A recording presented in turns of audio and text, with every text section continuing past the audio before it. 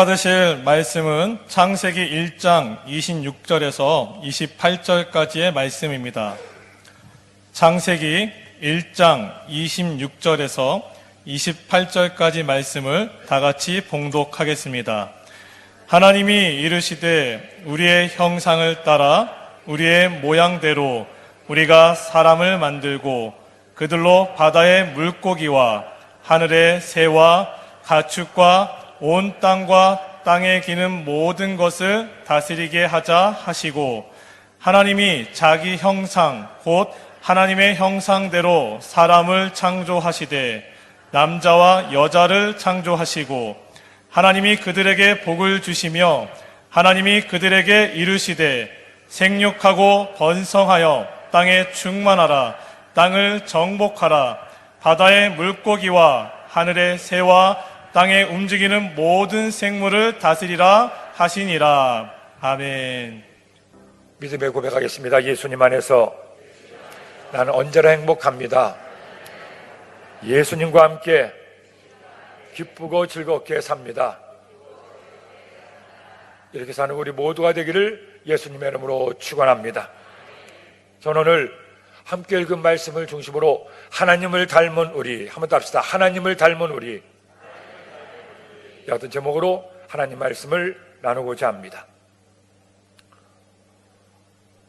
한 성도 부부가 아이를 낳았습니다. 남편이 전화를 해서 목사님, 저희 부부가 드디어 아이를 낳았습니다. 오랫동안 기다렸던 아이인데 이렇게 태어나니 얼마나 좋은지요. 목사님 와서 보시면 알겠지만 우리 아이가 저를 너무너무 쏙 빼닮았습니다. 너무 저를 빼닮아서 누구도 다 제가 아빠인 걸 알겠습니다. 그 말을 듣고 제가 조금 걱정을 했습니다.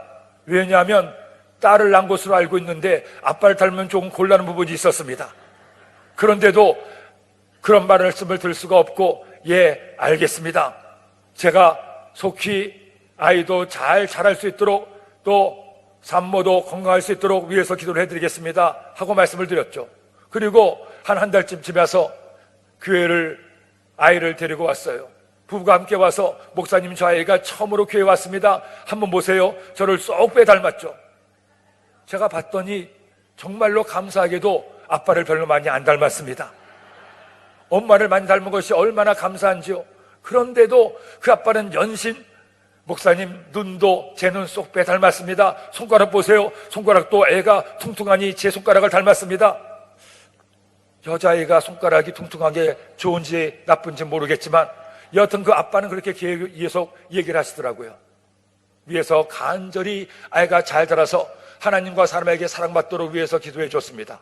그런데 그 아이가 자라는 걸 보니까 야, 저 아빠가 예언을 했나 보다. 점점 자라면서 엄마 모습뿐만 아니라 아빠 모습도 하나 둘 드러나기 시작합니다.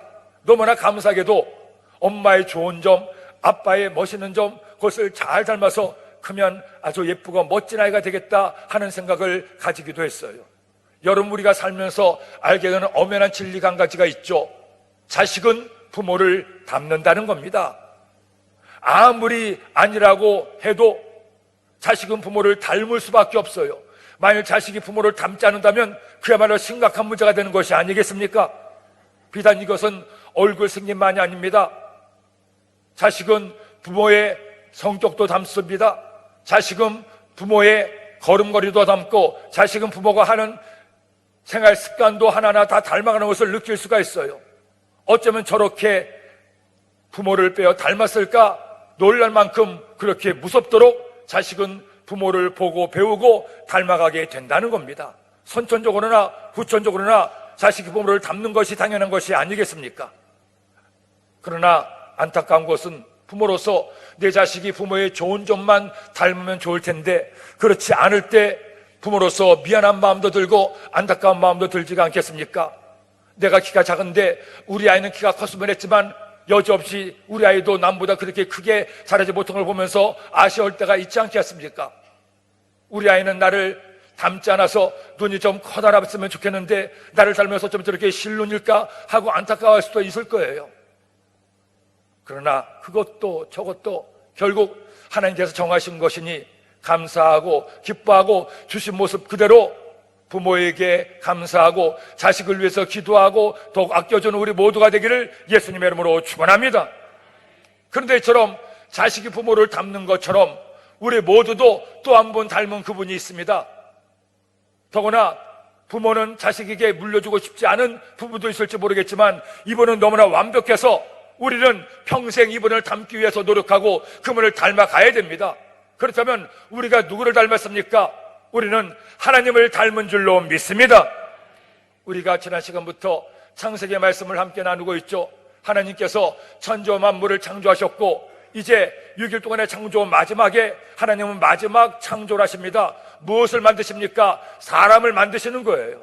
그런데 이제까지의 다른 피조물과는 달리 사람만큼 하나님께서 정말로 공들여 노력해서 사람을 만드시게 됩니다.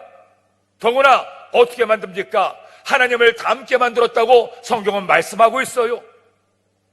그러면 여러분이 눈이 크든 작든 키가 크든 적든 아무 상관이 없습니다. 내가 남보다 머리가 크든 작든 하나님은 별 신경도 쓰지 않으셔요. 우리가 내 외모와 상관없이 누구를 닮았습니까? 우리의 마음이, 우리의 영혼이 하나님을 닮은 줄로 믿습니다. 하나님의 형상과 모양 따라 우리 사람을 만드시고 우리를 사랑하시는 하나님. 그런 여러분, 우리 모두가 예수님 믿어 하나님의 자녀가 되었다면 우리는 자부심을 가져야 됩니다. 누가 뭐라 그래도 나는 하나님을 닮은 하나님의 자녀야. 나 하나님을 쏙 빼어 닮았어. 그렇게 당당하게 자부심을 가지고 하나님을 닮은 자녀답게 더욱더 하나님을 더 많이 닮아가는 우리 모두가 되기를 예수님의 이름으로 축원합니다. 그렇다면 우리는 하나님의 무엇을 닮았습니까? 하나님을 닮았다는 것이 어떤 의미를 가지고 있겠습니까? 제일 먼저 첫째로 우리는 하나님의 영을 닮았습니다. 여러분, 창세기의 말씀은 세상 모든 것의 시작을 알려주는 책이죠. 세상이 어떻게 시작됐는지, 땅은 어떻게 만들어졌는지, 저 바다는 어떻게 이루어졌는지, 새와 물고기와 채소와 식물들이 어떻게 이 땅에 있게 되었는지 그 하나하나를 다 말씀하고 있습니다. 그것뿐만이 아니죠. 죄가 어떻게 시작되었는지, 구원이 어떻게 시작되었는지, 죄와 구원과 같은 이와 같은 것들도 창세기 말씀은 다 알려주고 있습니다. 그런데 하나님께서 6일 동안 모든 생명들을 만드시고 우주 만물을 다 만드셨을 때 그것들은 다 말씀만으로 만드셨는데 사람만큼은 말씀만으로 그렇게 만들지 않았습니다. 다른 어떤 피조물을 만들 때와 사람 만들 때와는 하늘과 땅의 차이가 있습니다. 어떤 차이가 있습니까? 다른 세상을 만들 때는, 다른 생명들을 만들 때는 하나님께서 말씀만으로 만드셨죠. 그런데 놀랍게도 사람을 만드실 때는 삼위일체 하나님께서 서로 의논하시고 상의해서 만드신 거예요. 창세기 1장 26절에 말씀하죠. 읽겠습니다. 하나님이 이르시되 우리의 형상을 따라 우리의 모양대로 우리가 사람을 만들고 그들로 바다의 물고기와 하늘의 새와 가축과 온 땅과 땅에 기는 모든 것을 다스리게 하자 하시고. 여러분, 이전의 기록들을 보세요. 어디에도 하나님이, 삼위일체 하나님이 서로 의논했다는 내용이 없습니다. 헌데 사람만큼은, 사람을 만드실 때는 하나님께 서로 의논하시며 우리가 우리의 형상대로 사람을 만들자 의논하시고 결정했다는 거예요. 더구나 어떻게 결정했습니까? 하나님의 형상 따라, 하나님의 모양대로. 따릅시다. 하나님의 형상 따라, 하나님의 모양대로. 즉 자식이 부모의 유전자를 닮아가는 것처럼 우리도 하나님의 유전자를 가지고 태어나게 되었다는 겁니다. 우리 안에 하나님을 닮은 무언가가 있다는 거예요. 그렇다면 우리가 하나님의 무엇을 닮았습니까? 하나님이 영이신 것처럼 우리도 하나님의 영을 닮게 되었다는 겁니다. 창세기 2장 7절로 말씀하죠. 야훼 하나님이 땅의 흙으로 사람을 지으시고 생기를 그 코에 불어 넣으시니 사람이 생명이 된지라. 따릅시다. 생기를 그 코에 불어 넣으시니 사람이 생명이 된지라. 사람이 생명이 된지라. 생명이 뭡니까? 살아있는 영이 되었다는 겁니다. 살아있는 영적인 존재가 되었다는 거예요. 생기란 히브리어로 루하흐라고 하는데 바람 또는 성령 이와 같은 뜻으로 의미되어 있습니다. 즉 하나님의 성령께서 하나님의 영이 우리 안에 들어오게 되었다는 거예요. 그러므로 여러분, 사람은 눈에 보이는 육체만이 전부가 아닙니다. 김광도 목사는 눈에 보이는 이 육체만이 김광도 목사가 아닙니다. 이 육체뿐 아니라 우리의 영과 혼이 삼위일체가 되어 한 사람의 존재를 결정짓는 거예요. 더구나 육체는 썩어 없었지만 우리의 영은 썩어 없어지지 않습니다. 영원히 남아 하나님 앞에 서거나 지옥 영벌을 받을 수밖에 없어요. 영이란 하나님과 교제하고 하나님을 알고 하나님을 예비하는 그 부분이 바로 영입니다. 그러기에 보세요. 오직 사람만이 하나님을 닮아 영적인 존재가 되었기 때문에 사람만이 하나님을 예비하고 신을 찾고 하나님을 찬양하는 겁니다. 하나님께 기도하는 거예요. 세상에 어떤 생명들이 어린아이의 지능과 비슷하다는 돌고래도 침판지도 그것들이 본능적으로 살 뿐이지 그것들이 신을 경배합니까? 하나님을 예비합니까? 제가 한 번은 필리핀에 갔는데 원주민 교회에 가서 예배를 드리고 있었습니다. 그런데 필리핀은 워낙 더운 땅이라서 그 성전도 지붕만 있고 그리고 양쪽에 다 트이게 바람이 불게 그렇게 있었어요. 그렇게 예배를 드리는데 갑자기 개 한 마리가 저 뒤에서 어슬렁 오더니 거의 바로 앞자리 첫 번째 의자에 있는 그 옆에 딱 앉는 겁니다. 그리고 설교하는 저를 쫙 쳐다봐요. 뭐지? 필리핀에서는 개도 예배를 드리나? 그런데 예배가 끝나고 그 앞에 있었던 성도님이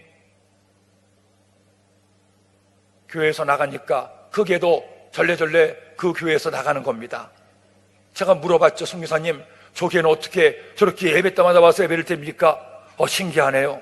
그러자 하시는 말씀이, 아니 목사님, 그건 아니고요, 그 앞자리에 앉았던 성도가 개의 주인입니다. 주인 냄새 맡고 오는 겁니다. 예배 드리는 개가 어디 있겠습니까? 당연한 거지만, 그래 맞아, 사람만이 하나님을 예배하지. 아무리 지능이 뛰어난 짐승일지라도 오직 본능대로만 살아요. 눈에 보는 것만이 그 짐승들의 전부가 아닙니까? 그런데 보세요, 사람만이 보이지 않는 무언가를 찾고 믿습니다.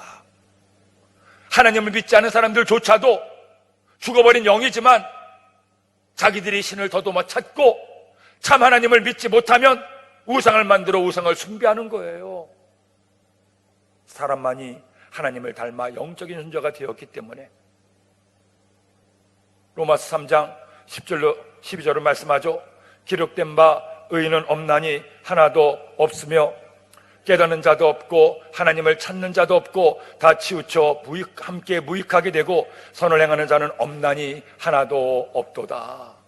하나님께서 이렇게 영적인 존재로 만드시고 에덴 동산에서 하나님께서 아담과 하와와 함께 교제하시며 사랑을 나누었는데 아담이 하와의 유혹을 받아 선악을 알게 하는 나무의 열매를 떠먹고 그때부터 인간은 하나님을 알 수 없게 되었습니다. 하나님을 잊어버리게 되었습니다. 하나님을 찾지도 않았습니다. 다 치우쳐 무익하게 됐습니다. 하나님의 영을 닮아 하나님을 예배해야 되는데, 하나님과 사랑을 나눠야 되는데 죄를 범해 하나님을 떠났을 자, 하나님은 예수님을 이 땅에 보내주시고 예수님께서 십자가에 피 흘려 죽으심으로 우리의 모든 죄와 허물을 담당하셔서 이제 우리로 다시금 죽었던 영혼이 깨어 살아나게 하신 거예요. 그러므로 여러분, 이제 우리가 하나님의 자녀가 되어 죽었던 영이 깨어 살아났으면 뭘 해야 됩니까? 그 영으로 하나님을 기쁘시게 하는 우리 모두가 되기를 예수님의 이름으로 축원합니다. 하나님을 닮아 이제 하나님의 영으로 하나님의 자녀가 되었음에도 아직도 무엇을 먹을까, 무엇을 마실까, 무엇을 입을까 육체만을 위해서 살게 된다면 얼마나 부끄러운 삶이겠어요. 하나님을 닮은 하나님의 자녀가 되었으니 이제 우리의 영으로 하나님을 예배하고 하나님을 기쁘시게 하는 우리 모두가 되기를 예수님의 이름으로 축원합니다. 갈라디아서 6장 8절은 말씀하죠. 자기 육체를 위하여 심는 자는 육체로부터 썩어질 것을 거두고 자기 영을 성령을 위하여 심는 자는 성령으로부터 영생을 거두리라. 이제 우리가 다시금 내 영이 살아났으니 그 영으로 하나님을 기쁘시게 하는 일을 해야 됩니다. 어떻게 내가 하나님을 기쁘시게 할 수 있습니까? 내가 하나님을 기쁘시게 하는 가장 중요한 두 가지 방법이 있습니다. 첫 번째는 하나님을 예배하는 거예요.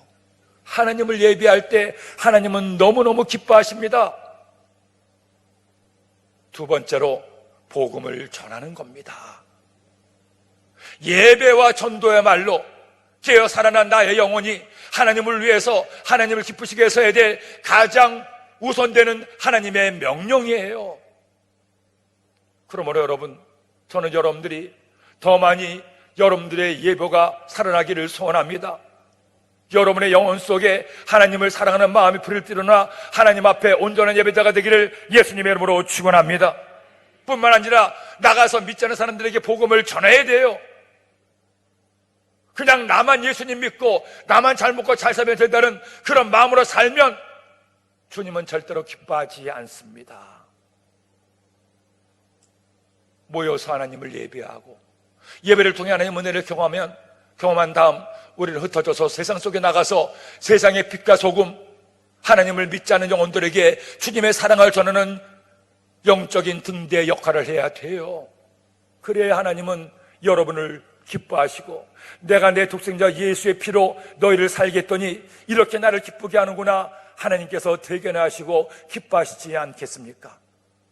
제가 우리 강남 성전에 와서 하나님께 기도하다가 하나님께로부터 받은 말씀이 있습니다. 김 목사, 너희들의 예배를 회복하라. 너희 예배가 더 나를 만나게 하고 예배를 통해서 더 많은 성도가 나를 예배하게 하라.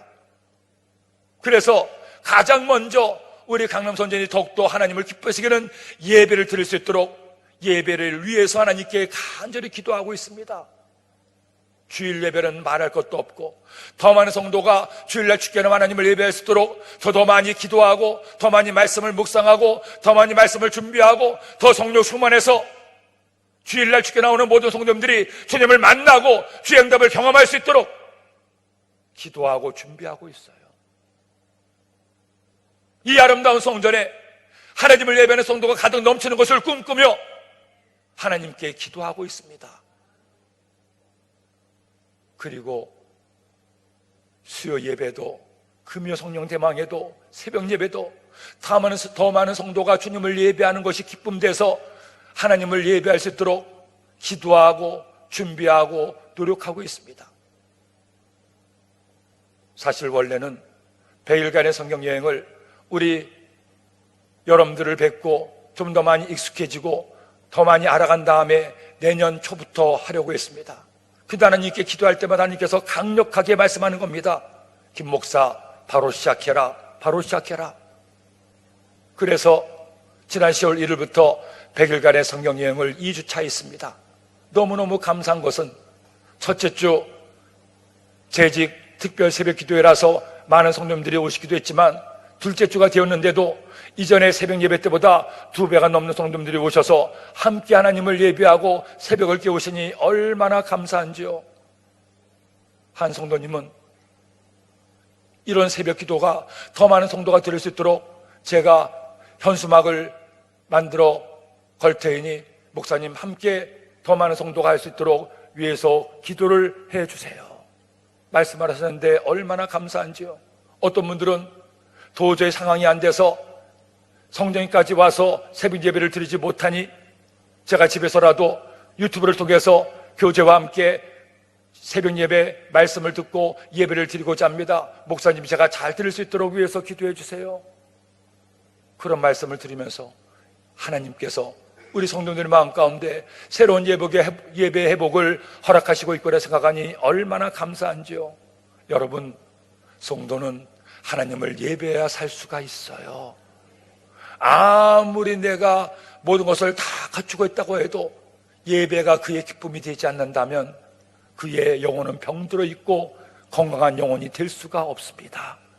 오늘도 이 밤에 여러분들이 강남 성전의 성도들을 대표해서 이 금요일 밤에 주께 나와 하나님의 성령을 대방하고 하나님을 예배합니다.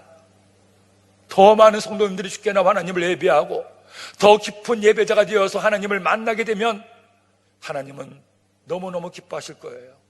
사랑하는 내 자녀들이 이처럼 그 영에 깨어 살아나 나를 예배하는구나, 나의 복음을 전하는구나. 우리 하나님을 닮은 하나님의 자녀답게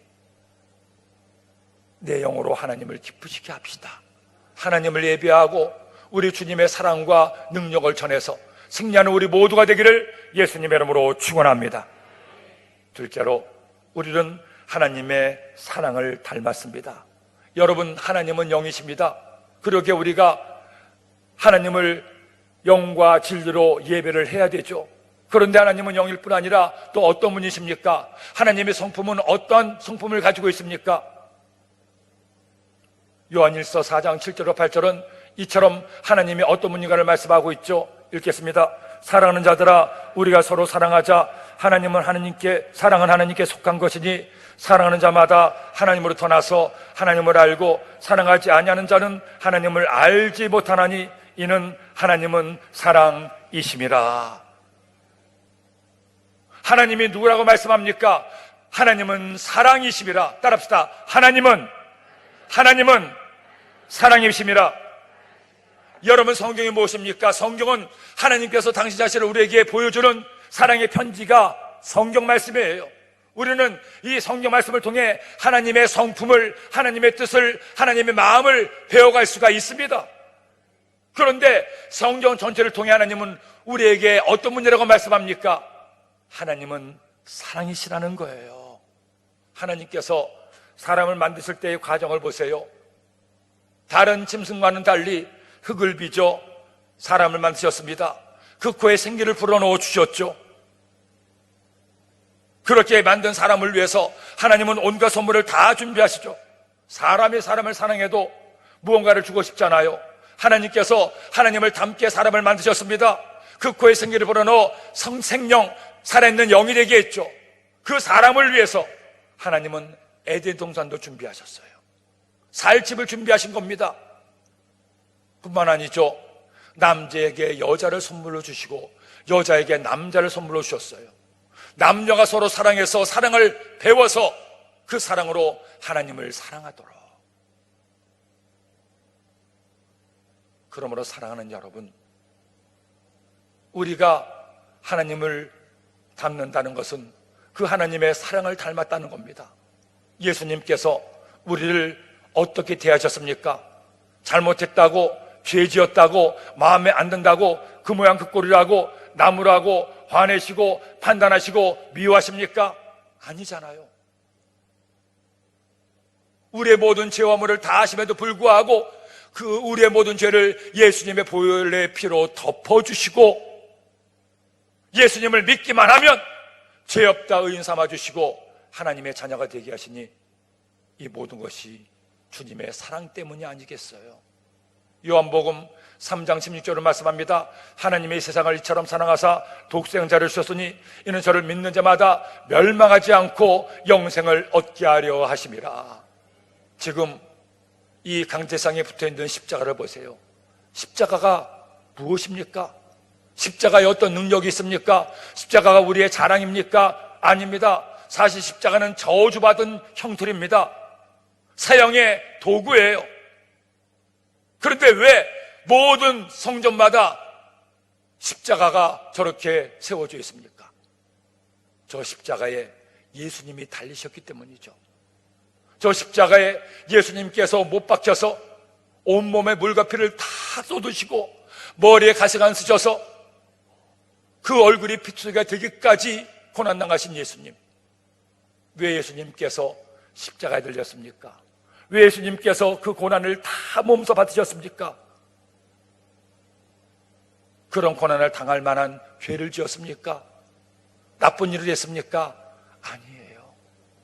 아무 이유 없이 어떤 대가도 바라지 않고 우리를 사랑하셔서 사랑하는 우리가 멸망당하는 것을 원치 않으시고 우리를 구원하시려고 십자가에 달려 죽으신 거예요. 여러분, 저 십자가에는 예수 그리스도의 목숨 거신 사랑이 담겨져 있습니다. 십자가를 볼 때마다 우리는 그저 십자가만을 봐서는 안 됩니다. 십자가에 담긴 주님의 생명 거신 사랑을 볼 줄 알아야 돼요. 그래, 주님이 저 십자가에 달려서 몸찢겨 피 흘려 죽으셨구나. 제가 주의 종의 사명을 받았을 때 처음이자 아직까지는 마지막으로 환상을 보게 됐습니다. 원래 그런 것에 대해서 그렇게 민감하지 않고 별로 신빙성 있게 생각하지 않았던 제가 환상을 보는데, 하나님께 간절히 의뢰받고 말씀 따라서 기도하고 있었는데, 하나님께서 환상을 통해서 예수님의 십자가를 보여주시고, 그 십자가에 달리신 예수님께서 갑자기 십자가에서 내려오셔서 저를 향해서 저벅저벅 걸어오시는 거예요. 그리고는 당신의 피 묻은 손을 내시면서, 사랑하는 아들아, 내 양을 쳐라. 내 양을 쳐라. 내 양을 먹여라. 내가 너를 사랑한 것처럼 너도 그들을 사랑해라. 저는 그때 그 주님의 사랑의 그 음성에 목 놓아 통곡해 울었습니다. 주님이 저를 이처럼 사랑하시는데 저는 원망했습니다. 불평했습니다. 염려했습니다. 낙심했습니다. 절망했습니다. 주님이 저를 이처럼 사랑하셔서 저에게 수다를 불러주시고 사랑을 보여주시는데 그 사랑을 외면한 채 살았습니다. 주님, 주의 말씀처럼 저의 삶을 주님께 드리겠습니다. 주님이 저를 사랑하신 것처럼 저도 주님 사랑하며 주님의 사랑 받아 주님의 사랑을 나누며 살겠습니다. 그렇게 고백하고 신학교에 들어가 주의 종이 됐어요. 근데 사람이 완악해서 너무나 바꾸는 거 쉽지 않아서 사랑 베푸는 거 잘하지 못하고 사랑 표현도 인색하고 잘하지 못했던 제가 아이들을 맡아서 아이들을 사랑하는 것이 너무나 힘들었습니다. 말도 안 듣고 저를 힘들게 하던 그런 아이들이었는데, 그것마저도 기도하다가 아이들이 문제가 아니라 제가 문제였음을 깨닫고, 제가 주님을 사랑하고 주님의 사랑받아 영혼을 사랑한다고 했는데 사랑하는 것이는커녕 애들을 미워했던 저의 죄를 깨닫는 순간에 하나님께 통곡하며 회개하고, 주님, 제가 정말로 주님께서 맡겨준 영혼들을 사랑하며 성도님들을 사랑으로 섬기며 살겠습니다. 3박 4일 내내 하나님께 사랑 없었음을 회개하고 기도했을 때 하나님께서 제게 귀한 선물을 주셨어요. 그 이후로 아이들이 너무너무 예쁘고 사랑스러운 거예요. 아직 그때만 해도 저희 애도 없었는데 그 애들이 다 저희 애 같고 너무나 귀한 겁니다. 그리고 아이들을 돌보는 선생님들도 얼마나 귀하고 사랑이 가는지, 그때 이후로 지금까지 하나님께서 제게 주신 은혜는 성도 여러분들이 너무너무 좋아요. 너무 귀하고, 그냥 혼자 있을 때는 인상 찌푸리고 있다가도 여러 번 보면 저도 모르게 미소가 떠오르고 환하게 웃고 악수하고, 어떤 분은 목사님 오늘 악수 벌써 4번째 했습니다. 4번 하면 어떻습니까? 또 한 번 하면 되죠. 여러분, 살아보니, 주님 믿고 지내다 보니 사랑보다 더 귀한 것이 없음을 깨닫습니다. 우리가 예수님 믿으면서 정말 그렇게 주님의 사랑을 닮아 사랑을 나누며 살 수 있다면, 때로는 힘들어도 고난 닥쳐도 문제 만나도 다시금 힘으로도 주님과 함께 새롭게 살 수가 있지 않겠습니까? 하나님은 사랑이십니다. 하나님을 닮은 우리도 사랑하며 살아야 돼요. 하나님의 위대한 종이었던 바울도 베드로도 요한도 이것을 깨달았습니다. 젊은 날에 몰랐는데 점점 그들도 주님 믿고 주님을 섬기다 보니, 그래, 결국 사랑이 가장 귀한 것이고 우리도 사랑하며 살겠구나. 바울은 고린도전서 13장 13절에 말씀하죠. 그런즉 믿음, 소망, 사랑, 이 3가지는 항상 있을 것인데 그 중에 제일은 사랑이라. 따라합시다. 제일은 사랑이라. 베드로도 이처럼 말씀하죠. 베드로전서 4장 8절 읽겠습니다. 무엇보다도 뜨겁게 서로 사랑할지니 사랑은 허다한 죄를 덮느니라. 요한도 예수님 말씀을 인용해서 이처럼 말하죠. 요한복음 13장 34절을 말씀합니다. 새 계명을 너에게 주노니 너희는 서로 사랑하라. 내가 너희를 사랑한 것 같이 너희도 서로 사랑하라. 우리 하나님의 사랑을 닮읍시다. 이미 우리 안에 하나님의 사랑이 있으니 그 사랑을 더 크게, 더 넓게, 더 아름답게, 더 숭고하게, 더 진실되게, 받고자 하는 사랑이 아니라 주는 사랑, 이익만 보려는 사랑이 아니라 손해도 보고 희생도 치르는 진짜 사랑, 주님의 사랑을 배워 그 사랑을 하는 우리 모두가 되기를 예수님의 이름으로 축원합니다. 마지막 셋째로 우리는 하나님의 능력을 닮았습니다. 따라합시다. 하나님의 능력을 닮았습니다. 여러분, 하나님께서 이 세상을 창조하셨죠. 특별히 사람을 만드실 때 하나님을 닮게 만드셨어요. 하나님을 닮아 우리로 영을 주셔서 하나님을 예배하고 하나님을 만나고 하나님을 찬송하게 했습니다. 그리고 하나님의 사랑을 닮아 우리도 사랑을 주고받는 존재가 되게 하시니 얼마나 감사합니까? 그런데 또 하나 우리가 닮은 것이 있습니다. 하나님은 어떤 하나님입니까? 하나님은 천지와 만물을 창조하신 능력의 하나님이십니다. 말씀만으로 우주를 만드시고, 말씀만으로 해와 달과 별을 만드시고, 말씀만으로 이 지구를 만드신 능력의 하나님. 하나님께서는 그 하나님을 닮아 우리 인간에게만 창조하고 진보하는 능력을 주신 거예요. 짐승들을 보세요. 그것들은 아무리 오랜 세월이 지나도 원숭이는 원숭이의 삶을 살고 개는 개의 삶을 살아갈 수밖에 없어요.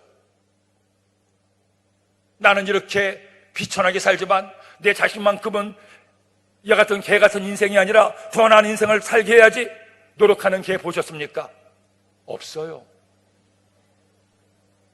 어떤 짐승도 더 나은 삶을 살겠다고 노력하는 짐승이 없어요. 오직 본능대로만 먹고 자고 종족을 번식하고 이것이 다예요. 그런데 보세요. 인간만큼은 끊임없이 더 나은 삶을 추구하고 노력하고 최선을 다합니다. 오늘도 장로님과 잠깐 말씀을 나누는데 그런 말씀을 나눴습니다. 저 앞에 삼성역 앞에 있는 그 커다란 전광판을 보면서 목사님 대단하죠? 어떻게 사람이 이런 것들을 만들 수 있는지 예전에는 생각도 못했는데요. 그러게요, 장로님. 저희들 7, 80년대만 하더라도 상상도 하지 못한 것들이 현실로 나타나니 우리 대한민국 정말 대단합니다. 얼마나 많이 달라졌습니까? 혹시 강남에서 태어나신 분이 계십니까? 강남이 개발하기 전에 이 땅이 어떤 땅인지 아시는 분이 있습니까? 그야말로 천지개벽을 했습니다. 어떻게? 사람이기 때문에, 하나님의 능력을 닮았기 때문에. 창세기 1장 26절은 말씀하죠. 하나님이 이르시되 우리 형상을 따라 우리의 모양대로 우리가 사람을 만들고 그들로 바다의 물고기와 하늘의 새와 가축과 온 땅과 땅에 기는 모든 것을 다스리게 하자 하시고, 이 모든 것을 다스릴 능력을 우리에게 주신 거예요. 땅을 정복하고 다스리고 지켜야 될 능력과 건설을 사람에게 주었습니다. 그러므로 여러분, 하나님을 닮은 하나님의 자녀라면 할 수 없어, 안 돼, 틀렸어 이렇게 포기해서는 안 됩니다. 아무리 내 인생이 힘들고 실패를 거듭해도 아니야, 나는 하나님을 닮은 하나님의 자녀야, 하나님의 능력을 닮았잖아, 이번에는 실패했지만 더 열심히 노력하면 하나님께서 도와주셔서 더 잘되게 하실 거야, 나는 하나님의 능력을 닮은 하나님의 자녀야. 하나님의 자녀들은 아무리 삶이 힘들고 어려워도 절대로 인생을 포기해서는 안 됩니다. 하나님의 능력을 닮은 하나님의 자녀이기 때문에, 더구나 우리가 하나님께 기도하면 하나님마저 나를 도와주시기 때문에, 우리가 주님 믿고 의지하면 하나님은 반드시 하나님의 축복과 은혜를 우리 가운데 더하여 주십니다. 어떤 이들은 그런 얘기를 합니다.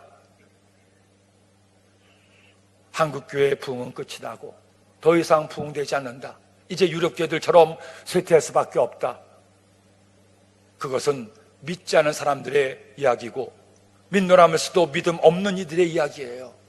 하나님의 능력이 우리 가운데 있는데 왜 하나님의 교회가 붕괴되지 않습니까? 왜 우리 가운데 하나님의 능력이 나타나지 않습니까? 제가 독일에서 10년간 사역하면서 너무나 큰 하나님 은혜를 경험했어요.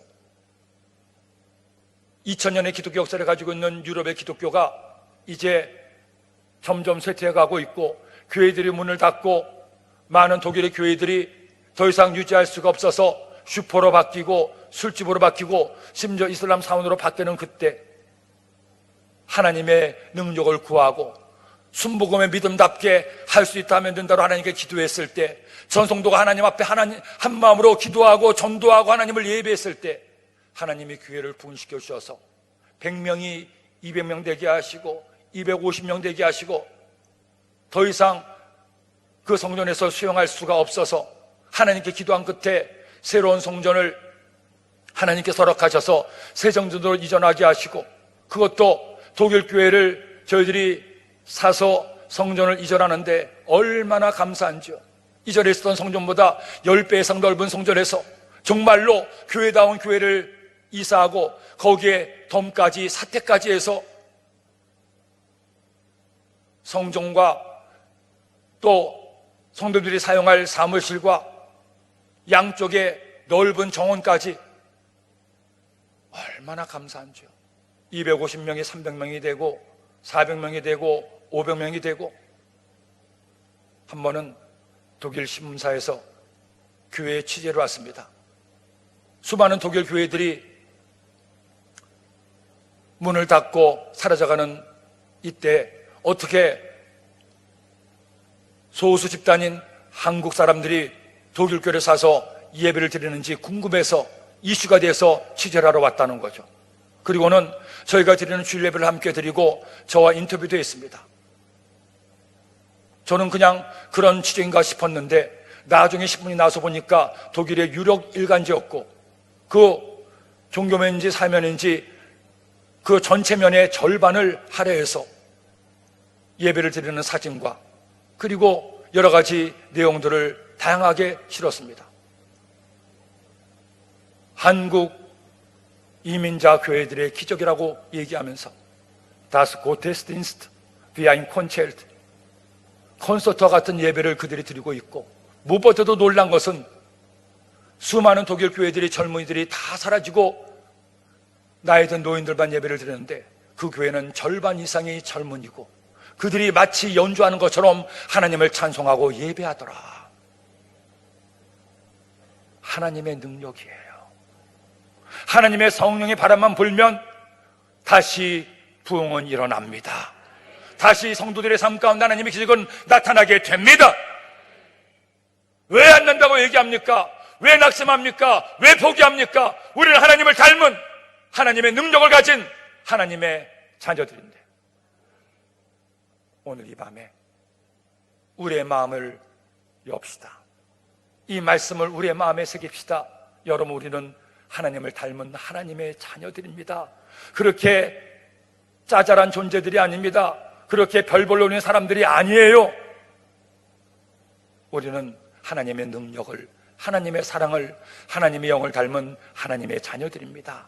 이 말씀 꼭 기억하고 이 말씀 붙들고 기도해서 우리 강남 성전 가운데 하나님의 위대한 부흥이 시작되고 이전에 들고 나온 모든 성도들의 삶 가운데 하나님 응답과 기적의 은혜가 있게 되기를 예수님의 이름으로 축원합니다. 축원합니다. 기도드립니다. 하나님 아버지, 감사합니다. 고맙습니다. 오늘도 주의 말씀을 주시니 이 말씀 마음에 꼭 새겨서 말씀 따라 살아감으로 이제 하나님을 더 많이 닮아 마침내 하나님을 기쁘시게 하는 자녀 되게 하시고 하나님의 능력받아 승리하는 우리 모두가 되게 하여 주옵소서. 절대 낙심하지 말고 포기하지 말고 절망하지 말고 내 안에 계신 주님의 능력 붙들고 나아가 승리하는 저희 모두가 우리 강남성전 되게 하여 주옵소서. 예수님의 이름으로 기도드립니다.